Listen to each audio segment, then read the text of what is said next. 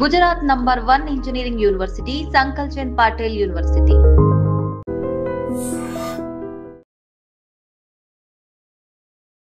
Welcome to I dream. నేను ఉదయశ్రీ. ఎవరికి వాళ్ళకి సెల్ఫ్ యాటిట్యూడ్ ఉంటుంది, సెల్ఫ్ ఒక క్యారెక్టర్ అనేది ఉంటుంది. కానీ మనము మన నిత్య జీవితంలో మనం వర్క్ చేసే చోట, లేకపోతే మన రిలేటివ్స్ కావచ్చు, స్నేహితులు కావచ్చు, డిఫరెంట్ పీపుల్ని మనం మీట్ అవుతూ ఉంటాం, డిఫరెంట్ మెంటాలిటీస్ని కలుస్తూ ఉంటాం. కొంతమంది సెన్సిటివ్ ఉంటారు, కొంతమంది హార్ష్గా మాట్లాడుతూ ఉంటారు, కామెంట్ చేస్తూ ఉంటారు, కొంతమంది సైకోలు కూడా. ఇలాంటి క్యారెక్టర్స్ అన్నీ కూడా మనం కలుస్తూ ఉంటాం కదా. కానీ సెన్సిటివ్ పీపుల్ హార్ష్ కమెంట్స్ని తీసుకోలేరు. మరి అలాంటి కమెంట్స్ వచ్చినప్పుడు ఏ విధంగా రెస్పాండ్ అవ్వాలి? ఇమీడియట్ స్పాంటేనిటీ కొంతమందికి ఉండకపోవచ్చు. మరి అలాంటి సందర్భాలు వాళ్ళు హర్ట్ అయ్యే సిచ్యువేషన్స్ ఉంటాయి. మరి ఇలాంటివి ఎట్లా హ్యాండిల్ చేయాలి సెన్సిటివ్ పీపుల్? ఇదే టాపిక్ మనం మాట్లాడుకోబోతూ ఉన్నాం. రామ్మోహన్ నమిలే గారు మనతో ఉన్నారు, సైకాలజిస్ట్. మాట్లాడదాం. నమస్తే సార్. నమస్తే అమ్మా. ఇది అంటే నాకు తెలిసిన వాళ్ళది అనమాట. చాలా మంది సెన్సిటివ్ పీపుల్ ఉంటారు కదా. సో వాళ్ళు ఎవరి జోలికి వెళ్లకుండా, ఎవరిని హర్ట్ చేయకున్నా కూడా వాళ్ళని వేరే వాళ్ళు హర్ట్ చేసినప్పుడు వాళ్ళు ఫీల్ అవుతారు. అండ్ స్పాంటనిటీ కూడా తక్కువగా ఉండొచ్చు వాళ్ళకి. దానివల్ల ఇమీడియట్ గా వాళ్ళు రెస్పాండ్ అవ్వకపోవచ్చు. తర్వాత మనసులో పెట్టుకొని బాధపడుతూ ఉంటారు, ఎందుకు నేనేమన్నానని, నన్ను హర్ట్ చేసింది, నన్ను ఎందుకు అట్లా మాట్లాడింది అని. సో ఇలాంటి వాళ్ళ గురించి మీరు ఏం చెప్తారు? వీళ్ళు ఇమీడియట్ గా వాళ్ళకి రెస్పాండ్ అయ్యి రివర్స్గా మాట్లాడడం బెస్టా, లేకపోతే దాన్ని థింక్ చేస్తూ అట్లా బాధపడడము? ఏం సజెషన్ ఇస్తారు మీరు? టేక్ ఇట్ ఫర్ గ్రాంటెడ్ అని ఒక ఫ్రేజ్ ఇంగ్లీష్లో. We should not allow ourselves to be taken for granted by any other fellow. అంటే ఇతని జోలికి ఈమె జోలికి వెళ్ళకూడదు అన్న అభిప్రాయాన్ని మనము మొదటి 1-2 వాక్యాల్లో కానీ బాడీ లాంగ్వేజ్లో కానీ విసిరేయాలి. ఓకే. మీరు ఇంటర్నల్గా మీకు సెన్సిటివ్ ఉండొచ్చు, లేకపోవచ్చు, తక్కువ ఎక్కువన్నా కూడా this the primary this thing. అది ఒకవేళ మనకి కొరవడితే by practice you have to inculcate that habit. నేను మీకు వర్చువల్ దీంట్లో చెప్పడానికి 2 దుడ్డు కర్రలు మన దగ్గర ఉండాలి వర్చువల్గా. ఒక దుడ్డు కర్ర విసిరేస్తే దుడ్డు కర్ర, don't cross this line with respect to dealing with me. అంటే మనం మాటల్లో చెప్తాము, బాడీ లాంగ్వేజ్లో చెప్తాము, చేతల వరకు రానివ్వకూడదు. మాటల్లో ఓరల్ ఆర్ ఎక్స్ప్రెస్ లాంగ్వేజ్లో అది చెప్పగలగాలి.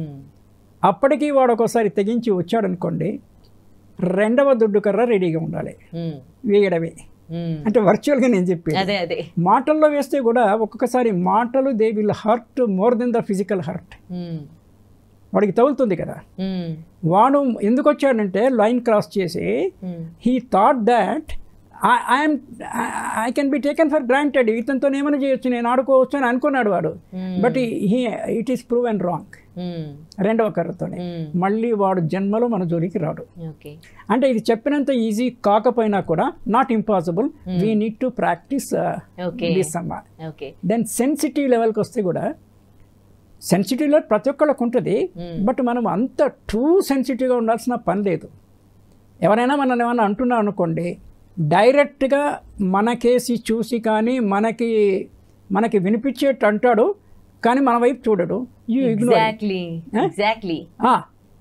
Ignore it, number 1. కానీ వాడు ఫేస్ టు ఫేస్లో కనుక ఎట్లా ఏమన్నా చేస్తే కనుక, నేను ఇందాక చెప్పిన దుడ్డుకరల ప్రయోగం, యూ ఇగ్నోర్.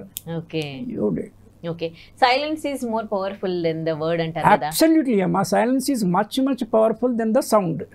Silence సౌండ్లో చూస్తే, అంటే సైలెన్స్ అంటే ఎట్లా, ఒక తీక్షణంగా ఒక చూపు చూస్తే కూడా వణుకు పుట్టాలి వేరే వాడికి. You don't have to speak at all. That is what is body language, facial expression. కానీ ఇవన్నీ సెల్ఫ్ డిఫెన్స్ స్కిల్స్ కింద పేరెంట్స్ పిల్లలకి చెప్పాలి. అప్ టు 8-10 years లోపల మనం బ్యాడ్ టచ్, గుడ్ టచ్ ఇవన్నీ మాట్లాడుతున్నాం కదా, ఇవన్నీ చెప్తున్న పద్ధతిలో. ఒక ఏజ్ వచ్చిన తర్వాత వాళ్ళు ఇంప్రూవ్ చేసుకోవాలి.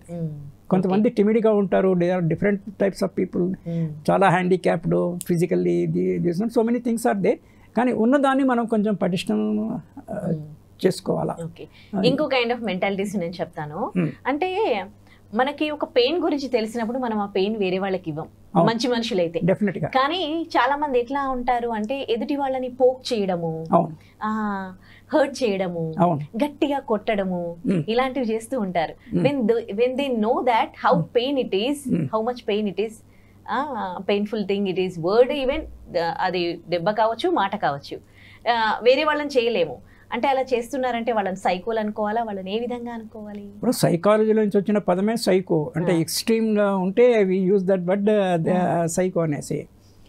ఒకటేమా మాటనే ఒక్కోసారి సెన్సిటివ్ పర్సన్ని it will hurt more than the physical beat. Physical beat అయింది కాసేపు పెయిన్ అవుతుండొచ్చు, తర్వాత పోతుంది, అంతే కదా. It's only that is not the thing.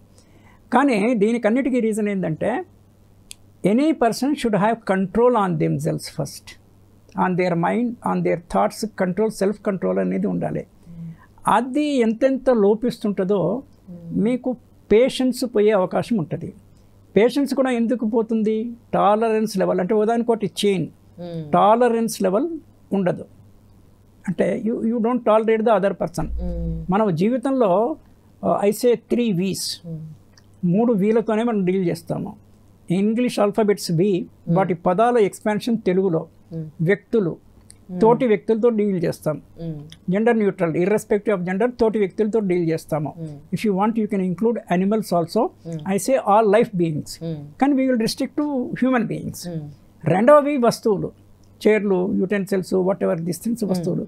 మూడవది ఏ subject matter, any subject matter, art, science, music, anything. ఈ 3 వీలు తప్ప 4వ ఎంటిటీయే లేదు మనం డీల్ చేయడానికి. మీకేమన్నా స్ట్రైక్ అయితే యూ కెన్ షేర్. ఈ 3 వీలే. ఈ 3 వీళ్ళల్లో మొదటి వ్యక్తులకి వాళ్ళకి మనకి కామనాలిటీ ఏంటంటే వాడికి ఆత్మ ఉంది, వాడికి ప్రాణం ఉంది, వాడికి చైతన్యం ఉంది, కాబట్టి it is very difficult to treat with them. వస్తువులకి ప్రాణం లేదు, అయినా మనకి వస్తువు మీద కూడా కోపం వచ్చి వస్తువును విసిరేస్తాం. ఎంత మేడకి వెళ్తామంటే వస్తువును కూడా కొడతాము.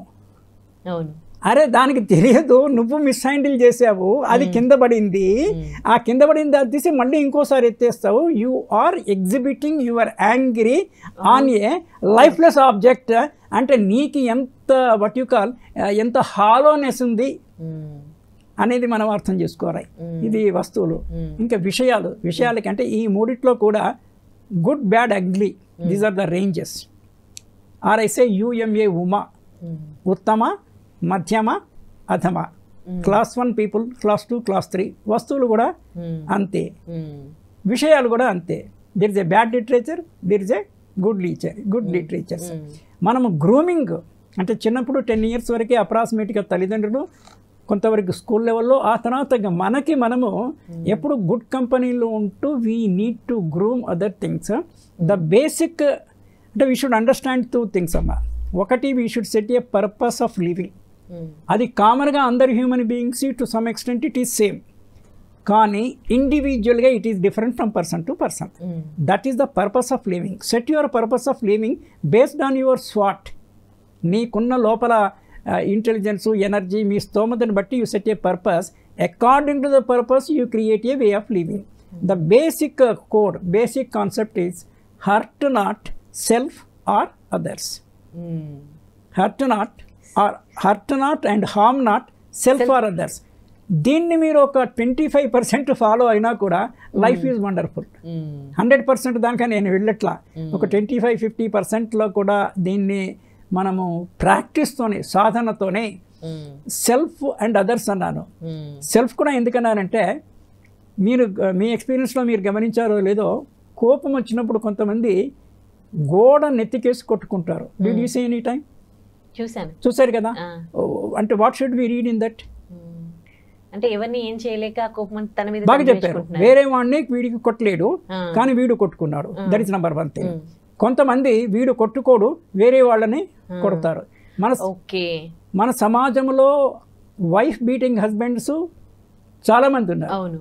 మీరు కూడా గమనించుంటారు, ఐదర్ డైరెక్ట్లీ ఆర్ ఇండైరెక్ట్లీ.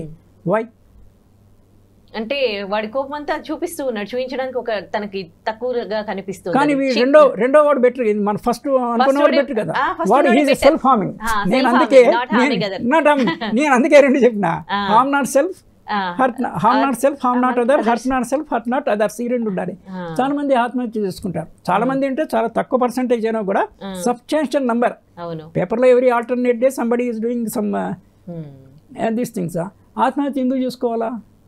వాళ్ళు ఇంకేం చేయలేక వేరే సొల్యూషన్ లేదు అని అనుకుంటారో ఏమో, మైండ్ సెట్ ఎట్లా థింక్ చేస్తారు? అది అంటే దీని మీద కూడా ఒకసారి ఏదో కనెక్షన్లో వచ్చినప్పుడు ఏంటంటే ఒక టెండెన్సీ ఉంటుంది, అది సైకలాజికల్ డిఫెక్ట్. ఆత్మహత్య చేసుకోవాలి, సుసైడల్ టెండెన్సీ అని చాలా తక్కువ మందిలో ఇన్బిల్ట్గా ఉంటుంది. అన్నీ ఉన్నా చేసుకుంటారు, ఏమీ లేకపోయినా చేసుకుంటారు. ఎక్స్టర్నల్ రీజన్ వాడికి పెద్ద రీజనే కాదు, రీజన్ వాడి టెండెన్సీ. అది రీజన్ ఉండి చేసుకునేది అది ఎక్స్ట్రీమ్లో, అది సపరేట్. అవి చాలా తక్కువ ఉంటాయి. ఫర్ ఎగ్జాంపుల్ కొంతమంది చాలా అప్పులు చేస్తారు, దే కెనాట్ రిపే. 40-50 లక్షలు లేకపోతే 2-3 కోట్లు అప్పు చేస్తాడు, దర్జాగా స్పెండ్ చేస్తాడు, కట్టడానికి లేదు. వాళ్ళు వచ్చి కొడతారని భయము. అంతే కదా సొసైటీలో జరిగేది.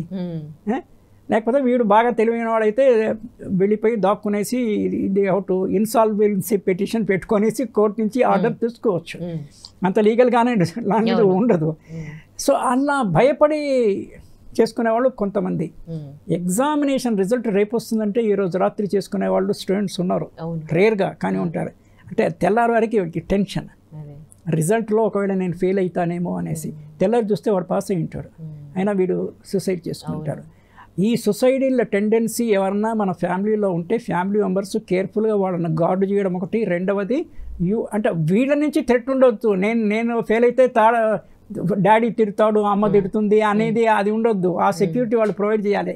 ఫెయిల్ అయితే ఏమైందమ్మా, రెండోసారి చదివితే you will get more marks అంతే. ఇప్పుడు మొత్తం ఇంత కెరియర్లో 1 or 2 years పోతే పెద్ద కంపరెంట్ పోయేది ఏం లేదు కదా. So these are all the things అమ్మా. బేసికలీ ఏంటంటే one has to improve at every stage of life. మీరు 30sలో ఉండండి, 40sలో ఉండండి, 50 years, still there will be some death. అది ఎప్పటికెప్పుడు మనం అబ్జర్వ్ చేసుకుంటూ we have to patch it, we have to move further. Thank you so much. Right, thank you.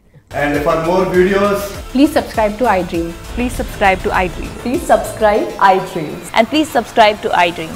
For more videos, subscribe to iDream.